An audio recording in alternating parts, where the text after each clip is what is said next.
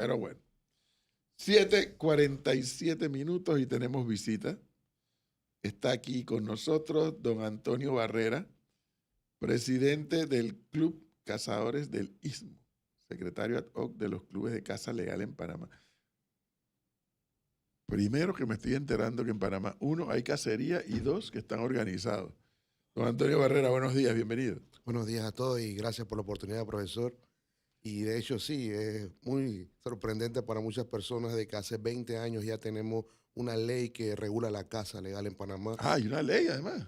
Una ley que está regulada con un calendario cinegético que viene a decirnos temporadas y especies que se pueden cazar y que es predecesora de una ley general de ambiente. Y todo esto va en marco de los convenios internacionales por los cuales Panamá está suscrito desde 1980, como la Cumbre de Río. Entonces, han habido muchas especulaciones sobre este tema y hoy que vemos tanto acerca del coyote y el cocodrilo que está haciéndose más visible dentro de la propia ciudad, venimos nosotros a tener un poquito más de presencia.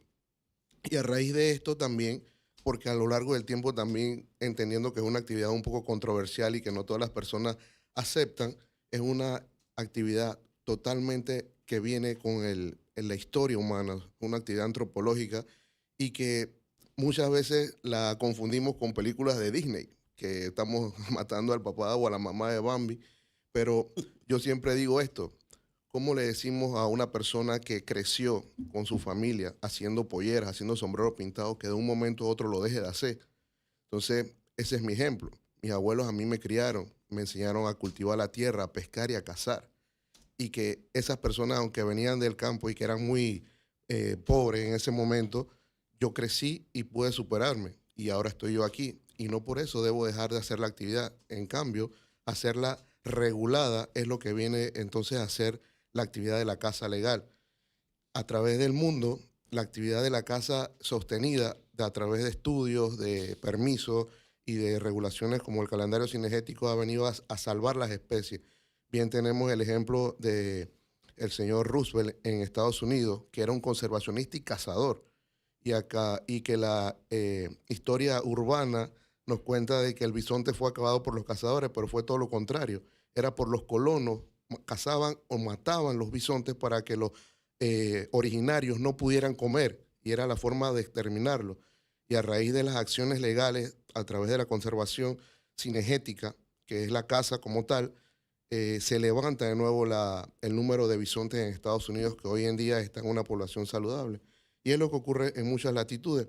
Sin embargo, tenemos ejemplos muy puntuales como Colombia y Costa Rica, que hoy en día han suspendido o prohibido la caza de una forma legal, pero a raíz de la celebración de algunos grupos que se oponen a la actividad, no se dispone, que son los países que ahora mismo tienen el mayor número de tráfico de especies de la vida silvestre producto de la caza ilegal. Entonces viene a ser un poco el tema de la regulación, lo que salva entonces la acción humana antropológica de la caza en versus la caza furtiva, entendiendo de que son dos vertientes, la caza legal y la caza furtiva. Nuestra caza no es acérrima, inclusive todo el dinero que nosotros hemos pagado durante estos 20 años de ley ha ido al Fondo de la Conservación de la Naturaleza que administra el Ministerio de Ambiente y no son los que nos dan hoy los permisos. Sin embargo, han confundido también una idea de que el estudio de especies amenazadas con el estudio de las especies con capacidad cinegética como si fuera uno solo. Y ha habido una diatriba en cuanto a todo esto, inclusive hay dos fallos de la Corte que se controversian, dicen algunos, pero al final la Corte no se equivoca, sino que hace fallos consecuentes unos al otro, y que nosotros como peticionarios de un permiso de caza estamos pidiendo un permiso que está contemplado en la ley y que se hagan los estudios cinegéticos con los dineros que hoy nosotros pagamos. ¿Qué sucede? Que nos hemos enterado por preguntas que hemos hecho a administraciones anteriores del Ministerio de Ambiente que en el cabo de este tiempo, con el dinero de los permisos de caza solamente se ha reproducido o se ha ostentado a reproducirse guacamayas, pero estas guacamayas no tienen un valor cinegético. ¿Qué quiere decir esto? Que esto es una actividad totalmente sostenible, como las vacas. Si nosotros tenemos un número X de vacas, sabemos cuántas necesitamos para el otro año y cómo va a ser la producción. Entonces, el conteo de estas especies es lo que nos va a permitir poder realizar la actividad sosteniblemente. A ver, la semana pasada estuvo por aquí el ministro de Ambiente y casualmente se refirió al tema de la casa. A mí me llama la atención que en el inicio de su intervención, Antonio Barrera nos mencionó, entre otros, que en efecto a cada momento yo veo imágenes en las redes sociales de los... Bueno, ya yo como no sé de eso, no sé cuándo son cocodrilos y cuándo son lagartos. Y se habla de la proliferación de estos animales. He leído por ahí que es que antes los gringos tenían control de estos animales, pero que ahora ya no hay nadie los controla y están por todas partes. Pero estos animales son objeto de caza también.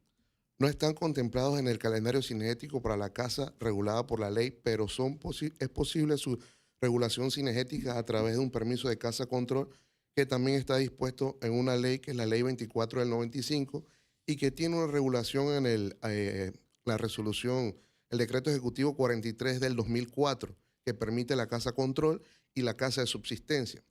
Al sol de hoy, por investigaciones que hemos realizado también a través de peticiones de información al Ministerio de Ambiente, no se ha emitido ni un permiso de caza control a nivel nacional desde el 2004 a la fecha, ni tampoco un permiso de subsistencia a ninguna persona del campo. Pero sí tenemos peticionarios que son personas del campo que han ido a solicitarlo y le han dicho que no se da, que ese permiso no existe. ¿Y qué sucede? Que cuando omitimos una ley por un criterio personal y dejamos de ser objetivos como servidores públicos, estamos creando entonces un desbalance en la administración cinegética.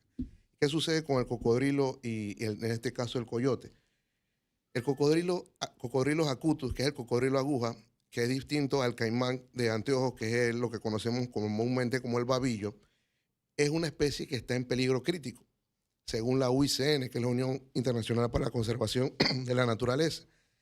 Cada zocriadero en Panamá que tenga un cocodrilo acutus, que produzca también babillos para el consumo humano o la utilización de su piel, cuando procesa estos materiales de la naturaleza, tiene la obligación también de reproducir este cocodrilo acutus a lo largo del tiempo, donde estas especies que se reproducen en estos zocriaderos son liberadas en el medio ambiente.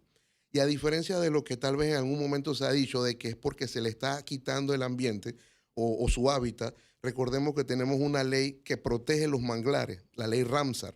Esta ley no me permite construir un manglar salvo regulaciones específicas como lo que está ocurriendo en el puerto Barú, Chiriquí. Estas especies no han ido escalando adentro de la ciudad o dentro de áreas pobladas, no porque se haya quitado su hábitat, sino porque se ha reinsertado en su hábitat un número considerable a lo largo de todo este tiempo y no se lleva un control de esto. Entonces, si yo estoy entregando al medio ambiente más especies de las que se pueden manejar en un momento, estoy viendo entonces este conflicto que hay entonces con el medio ambiente y la población. ¿Qué sucede con el tema del gobierno americano cuando estuvo en Panamá en la zona del canal? Voy a hacer una acotación que va un poquito más atrás del canal francés. Los españoles dijeron que no se podía hacer ningún canal porque el río Chagres estaba infestado de lagartos. En ese momento me imagino que era totalmente distinto el panorama. Pero cuando se crea el lago Gatún, el gobierno americano controla las especies de cocodrilo con una caza controlada. ¿Qué sucedía? Que hay animales que le pierden el miedo al humano, crecen a su proporción máxima y se convierten entonces en una amenaza. Hoy lo tenemos en el río Mamoní, que es un balneario muy popular en Chepo, y que las personas ya no se atreven a cruzar o bañarse en un río cuando el agua le llega a la rodilla porque tú no ves el animal. Entonces ya entra el conflicto humano. Es sabido que hay organizaciones de conservación en Panamá que utilizan recursos de la Oficina de Caza y Pesca de Estados Unidos para hacer estudios de conservación, pero que estas mismas ONG no admiten o perciben la caza o la actividad cinegética en Panamá de ningún tipo. Entonces es contradictorio también porque nosotros venimos a ser parte de una identidad ministerial. Nosotros venimos a ser parte de la actividad de conservación. Nosotros combatimos la caza furtiva, combatimos el descontrol poblacional y ese tema de que las especies se regulan solas es muy polémico y la ciencia nos dice que no. Hemos sabido que en Panamá, ¿cuántos jaguares muertos tenemos desde 1980 89 hasta el 2004, pero no cuántos vivos hay. Entonces hoy hay una fundación que tengo entendido está haciendo un esfuerzo grande para saber cuántos hay a través de fototrampeo, que son cámaras trampas, ubicadas en algunos puntos del país, en parques nacionales, pero la mayor incidencia ocurre en fincas privadas donde no son parques y que hasta la fecha no se ha hecho ningún estudio en esos lugares que no son parques. Entonces es un tema bastante amplio y complejo y que tiene solución y que ya está escrito en la ley, solamente es cuestión de que las partes involucradas, más que nada la otra, no nosotros, dé el paso y pueda entender de que necesitamos trabajar en una simbiosis. A ver, ¿qué es calendario cinegético? Que lo he escuchado usted pronunciarlo arriba, para conocimiento, porque yo no sé qué es un calendario cinegético. El calendario cinegético es el calendario que nos permite poder cosechar animales de la vida silvestre en cantidades y números y días determinados del año para poder mantener la sostenibilidad de las especies. Por ejemplo, nosotros tenemos de toda la diversidad que tiene el país solamente 9 especies que se pueden cazar, que son el venado cola blanca, el saíno, el conejo pintado, la paloma torcaza nacional migratoria, el pato huichichi, la perdiz rastrojera y la cerceta, que es migratoria. ¿Qué sucede? Que son especies que se pueden cosechar por su alto nivel cinegético. ¿Qué quiere decir a nivel cinegético? Que tienen un grado de reproducción muy alto dentro de su conservación in situ, donde ellos viven. Hay un periodo de caza. Correcto. Es como la veda del camarón, o sea, Tal cual. para mantener el equilibrio, el balance. Tal cual.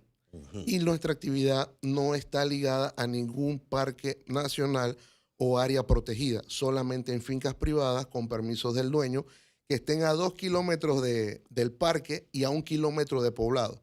Viene entonces la controversia, que hay cazadores, que hay gente que se mete, y ahí es donde entra la caza furtiva y la caza legal. Es que recientemente en la región de Azuero se está hablando de la proliferación de coyotes y que atacaban casualmente al ganado, sobre todo a los terneros, y estaban viendo cómo hacer y que habían puesto la denuncia y que no sé, al final no recibían ellos una respuesta alguna. ¿Ahí cómo se trabajaría ese? Bueno, para responderle, el problema va más allá. Ya nosotros hemos conversado con Anagán y nos hemos reunido también con veterinarios en los que las heces del coyote producen una bacteria que cuando el ganado consume esa hierba produce un aborto a vacas que tienen inseminación artificial de alta genética y eso no lo cubre ningún seguro pecuario. Entonces el problema va más allá y se habla mucho de la región del Suero con la actividad del coyote, que no solo afecta a los ganaderos, sino que se comen los huevos de las tortugas y todo lo que pueda haber en su entorno, porque también come sandías, melones, plátano y todo un número. El coyote. El coyote. ¿Y qué sucede? Que hay especulaciones también en este tema, pero nosotros hemos logrado tener testimonios de personas que nos han comentado que en los años 50, 60 hubo una base de investigación de parte del gobierno americano y que tuvieron coyotes ahí para poder entonces controlar el tema del anta. ¿Y qué sucede? Que los focos de reproducción del coyote se vienen dando desde 1990 a informaciones de las personas que nosotros hemos contactado y empieza entonces a surgir el coyote desde el área de Azuero hasta hoy Darien, Chiriquí y otros temas. No ha sido una migración natural que ha tenido, porque la incidencia del coyote no ha sido igual ni siquiera en Colombia, ni en Costa Rica, ni en muchos países de Latinoamérica, de los cuales tenemos conocimiento por ser miembros también de la Confederación Latinoamericana de Caza, que nos pasan informaciones y que México, en este caso, que es un país que tiene el coyote como una especie nativa, nos ha dado ya la información de que no es una especie ya que podamos erradicar, sino que se puede controlar a través de la caza, y es el único medio. Hay acciones que se han dado de que ponen un burro dentro del hato de las vacas para que el coyote no entre o cerca de la casa, pero al final el burro ni termina resolviendo y el coyote termina comiéndose las gallinas. ¿Y por qué el burro? ¿Pero por qué el burro? Porque hablan de que es una especie que es como protectora. Entonces cuando ve a una especie invasora viene y lo ataca. Entonces eso es lo que nos dicen algunos, digámoslo así, conocedores del área de la biología en Panamá, pero que ya se ha desmentido. Entonces el coyote en Estados Unidos y México tiene una caza ilimitada, o sea, no tiene un calendario regulatorio. ¿Por qué? Una coyote hembra puede reproducir cerca de 28 crías al año y esta es una especie que está en el tope de la cadena de depredación. Entonces, cuando esto ocurre, esta especie va a buscar alimento. Es capaz de consumir alrededor de 20 faunos de ciervo al año. O sea, de venado se come alrededor de 20 cervatillos, golpeando mucho la incidencia de la reproducción de esta especie. Entonces, cuando no encuentra animales en un potrero, va entonces al gallinero de la persona que no tiene voz ni voto y que no sabe qué es lo que está pasando y se come las gallinas, rompe la cerca. Y este es un debate que ha llegado hasta la Asamblea Nacional.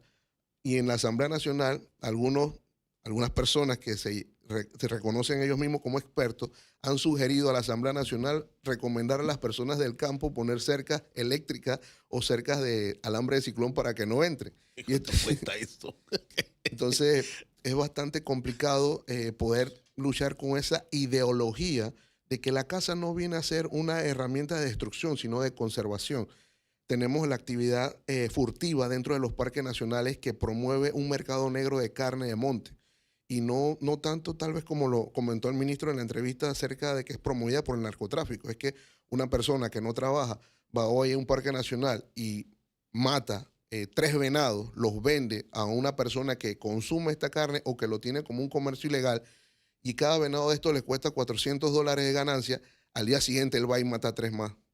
Y entonces crea un desbalance en la proporción de la conservación. Sí. Pero estas personas entonces que compran estas especies tienen un gran poder, digámoslo así, mediático y que nadie los ve. Se lo llevan a su finca, se lo llevan al casco antiguo, en un restaurante muy privado y lo venden. Entonces, la actividad cinegética que nosotros promulgamos y profesamos a través de la ley no tiene un usufructo comercial, sino que es una actividad meramente cultural. De consumo, ¿no? De consumo. Sí. Y la ley nos obliga a utilizar todas las partes de las especies cazadas hasta el último. Ya lo que se tiene que desechar, se desecha, las tripas, qué sé yo, pero todo nosotros lo producimos y que por eso en nuestras casas hay cornamentas de venado, hay quijas de saíno, porque son especies que nosotros debemos entonces aprovechar y que no es un delito como tal cuando son cazados legalmente, entendiendo de que hay personas que tienen en sus ranchos cornamentas de saíno, de venados que tienen 40 años, que lo cazó su abuelo cuando no había regulación.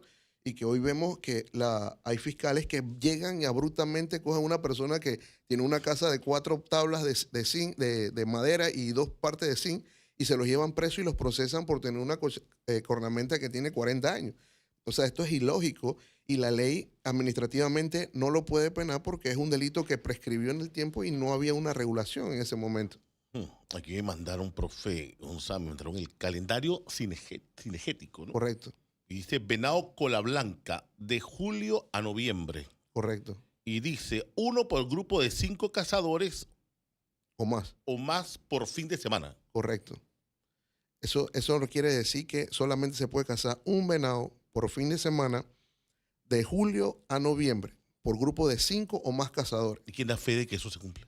Precisamente, ahí es donde entra la regulación que nosotros tenemos con el ministerio. ¿Qué resulta? Que nosotros tenemos que presentar informes trimestrales, si no me equivoco exactamente, por producto de la ley, porque esos informes vienen a ser parte de la actividad que promueve la ley a través del ministerio con el dinero que nosotros pagamos. Entonces, yo con ese informe le digo al ministerio, en el área de Chepo hemos cazado en la temporada de venado 40 venados. Ellos tienen la obligación de reinsertarlos en el plazo de diciembre a junio del siguiente año, dando fe también de que esto se mantenga. No se ha dado. Pero ¿qué ocurre? Es todo lo contrario a lo que nos han vendido, que las especies sí hay que protegerlas, sí hay que conservarlas y tener un uso adecuado. Pero ¿qué ocurre en la realidad del campo? Las especies están proliferándose y el ministerio nos ha dicho que tiene 69 zocriaderos a nivel nacional registrados que producen este tipo de especies como el venado, saíno y conejo y que son liberados en el medio ambiente. Y nosotros estamos llenos de informaciones de personas del campo en las cuales nosotros vamos a sus fincas a cazar en lo que nos permite la ley, que nos dicen, no aguantamos más.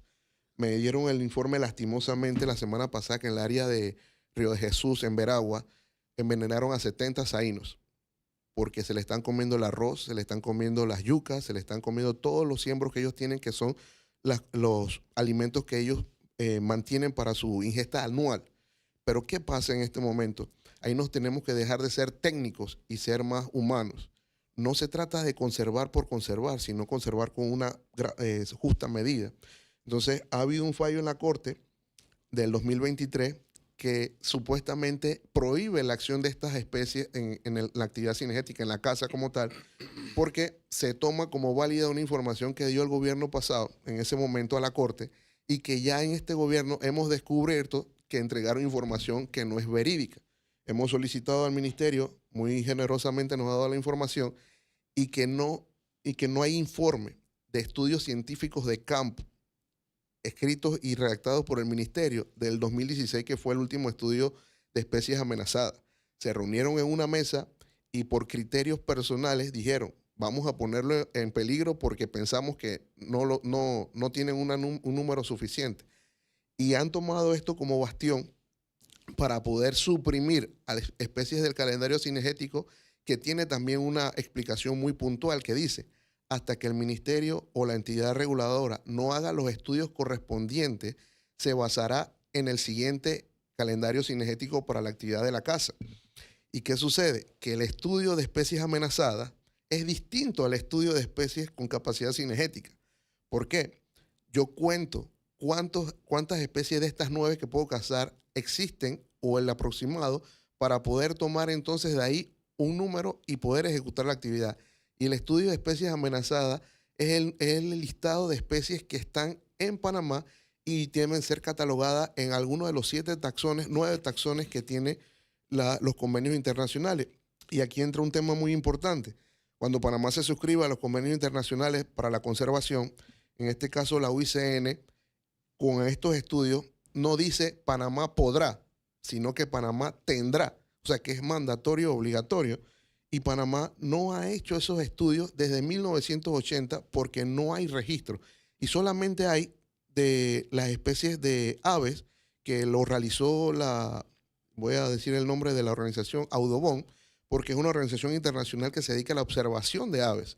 ¿Y qué sucede? Que con esta mera información de que no se pueden cazar ciertas especies que están en el listado de especies amenazadas, Audubon nos dice lo siguiente.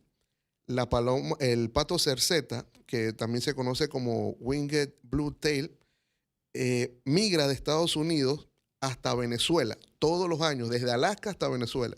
Y Audubon tiene contabilizados 6 billones de estas especies que viajan todos los años y que son cazadas desde Estados Unidos hasta Venezuela.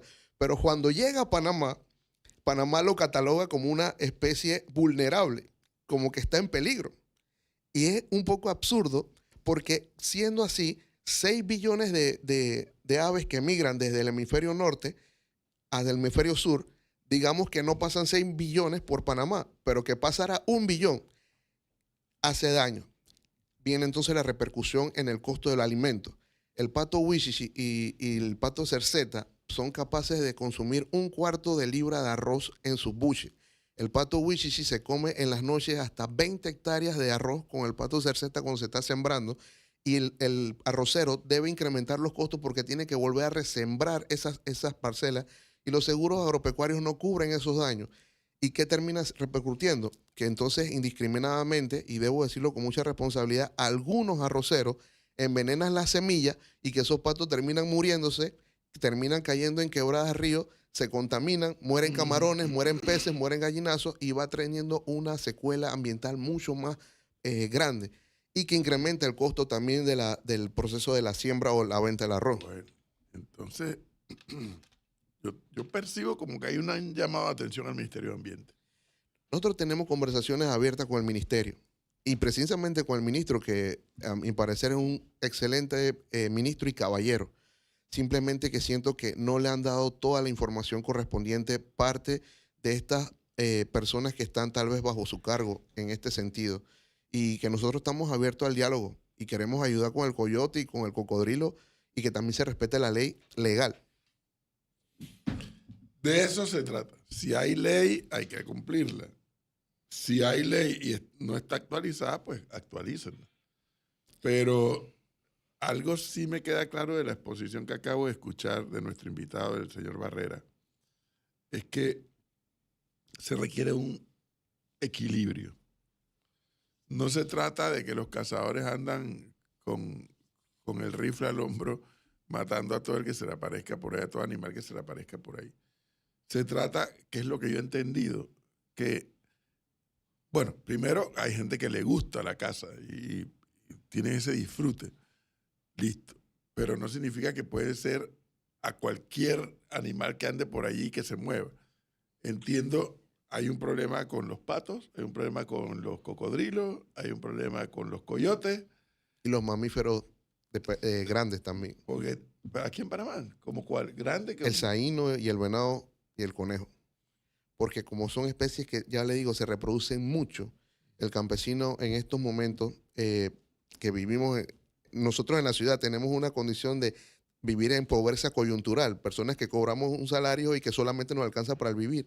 El campesino vive en extrema pobreza, vive con menos de $1 al día, y que estas especies entonces vienen a comerse los siembros que ellos tienen. Todo. Pero ¿qué pasa? Que el cazador no llega y los extermina, sino que cuando tú llegas, tú cazas con perros, estos perros ahuyentan estas especies y le dan un respiro entonces a los siembros. Pero cuando tú no permites la actividad, estos animales van reproduciéndose y se van haciendo más entonces afín a esto. No, y obligan a los campesinos, a los productores a tomar prácticas no tan buenas en ganas de defender su producción también. Claro, porque también le cercenas la oportunidad de que tengan un permiso de subsistencia porque no lo estás dando. Interesante lo que hemos escuchado, para nosotros un tanto novedoso. No sabía yo que incluso tenían este nivel de organización de caza en Panamá. Pero bueno, más allá de eso, que si están organizados o no, el saber que hay conciencia de que hay que mantener un equilibrio. Claro. Creo que de eso se trata. Bueno. 8:14 minutos, don Carlos Barrera, muchas gracias. Gracias a ustedes. Muy amable. Señor Alfonso, vamos al cambio que tenemos pendiente y regresamos.